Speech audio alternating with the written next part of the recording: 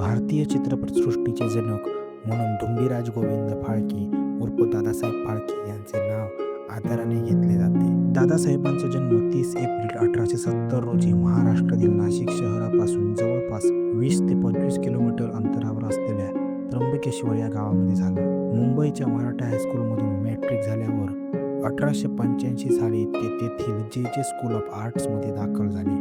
पुढे 1890 साली बडोदा कला भवनातून त्यांनी चित्रकलेचा शिक्षणक्रम पूर्ण केला. तसेच वास्तुकला, प्रोसेस फोटोग्राफी अशा अनेक कला आत्मसात केल्या. गुजरातमधील गोध्रा येथे ते फोटोग्राफर म्हणून काही काळ कामही करत होते. 15 एप्रिल 1910 रोजी जीजसच्या जीवनावर आधारित द लाईफ ऑफ ख्राइस्ट हा अर्ध्या तासाचा मूकपट त्यांनी पाहिला आणि स्वदेशी चित्रपटांच्या कल्पनेचे बीज रोवले गेले. चित्रपट निर्मितीची क्रेज त्यांच्यात इतकी वाढली की त्यांनी चित्रपट निर्मिती संबंधित अनेक पत्र, मासिके अभ्यासली आणि त्यानंतर त्यांनी दिवसाला 20-20 तास काम केले. अशा उत्साहात केलेल्या कामामुळे त्यांच्या आरोग्यावर परिणाम झाला व त्यांच्या एका डोळ्यावर त्याचा परिणाम झाला. त्यावेळी त्यांची पत्नी सरस्वतीबाईंनी त्यांना खूप साथ दिली. काही पैशांची व्यवस्था करून चित्रपट निर्मितीची साधने खरेदी करण्यासाठी दादासाहेब लंडनमध्ये पोहोचले आणि बिस्कोप सिने साप्ताहिकाच्या संपादकाच्या मदतीने त्यांनी चित्रपट निर्मितीची काही उपकरणे विकत घेतली व एप्रिल 1912 मध्ये ते परत मुंबईला आले. त्यानंतर त्यांनी दादरमध्ये आपला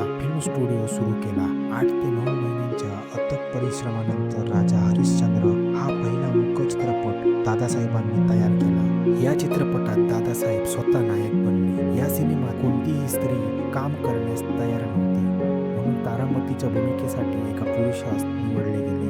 मुंबईच्या कोरोशन थिएटरमध्ये 3 मे 1913 रोजी हा चित्रपट प्रदर्शित केला गेला. सेतुबंधन हा अखेरचा चित्रपट तयार करून दादासाहेबांनी चित्रपटसृष्टी सोडली.